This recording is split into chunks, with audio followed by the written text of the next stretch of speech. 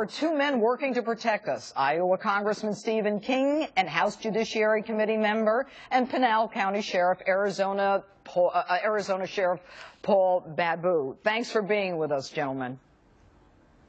Thank you, Judge. Thanks, Jeanine. All right, Congressman, your committee obtained an ICE document regarding the release of these criminal aliens that is very revealing on the issue. Tell me about it.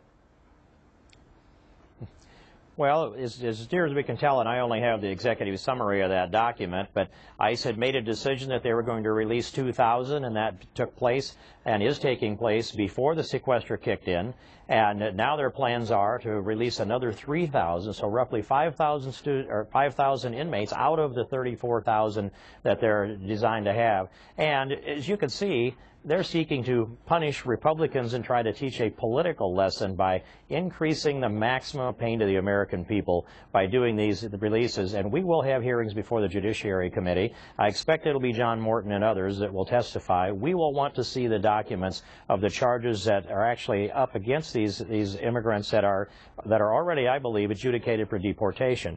But they are criminals, and it reminds me of the Mariel boat lift when Castro released from his jails the criminals, the misfits, the deranged, and threaded those among some good people from Cuba that came to the United States. Why would the Obama administration, I know you think they want to punish Republicans, but they're punishing Americans by releasing these criminals. These are the worst of the worst, Congressman. There's no question about it.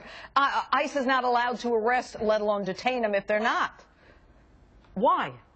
Well, this follows the pattern of the administration where some months ago they used for 300,000 that were adjudicated for deportation. The president, I believe unlawfully, decided that he was going to stop the process of deportation. They'd already been adjudicated for deportation, and en masse by classes of people, they've just decided they're not going to enforce the law. And the president also created a work permit out of thin air. Right. This is unconstitutional actions on the part of the president. This is outrageous. Sheriff Babu, you are in Arizona. At threat and risk. Yeah, well, there's no question. But, Sheriff, you're in Arizona. You've got your ear to the ground. Who are these people who are being released?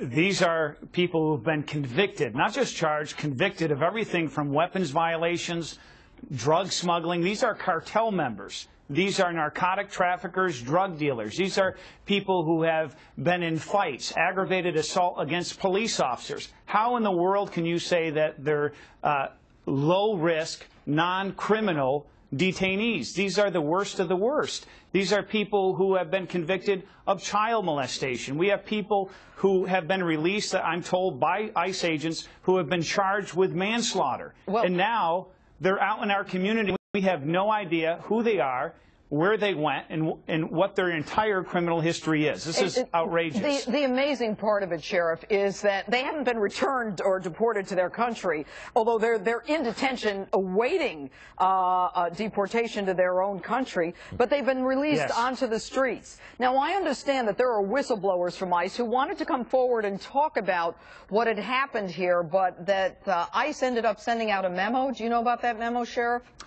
Yes, there's not just one, there's several memos, and I received no less than 4 direct ICE and other federal agents who have come to me and said, Sheriff, they're releasing hundreds of criminals right now in your county, and they have since received memos from ICE saying that anybody who releases this information outside our agency shall be disciplined up to and including termination, creating an atmosphere of fear and intimidation when these federal agents who swore an oath to protect our country are being intimidated to do the right thing. And Congressman King, last question to you.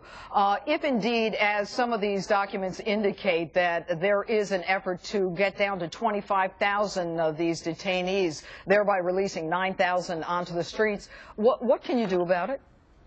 Very quickly. Well, we can bring this out in the public eye. We can bring John Morton before the committee. I want to see all the documents for the charges and the convictions on these that are released. But in the end, it's awfully hard to make the administration enforce the law. And we've seen that pattern over and over again. There are steps that, we can take. We can cut off funding and do those things, but that doesn't help when they refuse to enforce the law. And Judge Jeanine, it is not a matter of funding. The $9 billion that is not going to be utilized already carried forward into 2013 2019, that would incarcerate over 150,000 inmates. Well, so this is nothing but a false argument that the president has delivered to us, well, and it does punish the American people. Sheriff, he's trying to teach us a lesson that we can't cut the budget. It's not just a false argument. It's putting Americans in danger. Congressman King, Sheriff Babu, thanks so much for being with us this evening.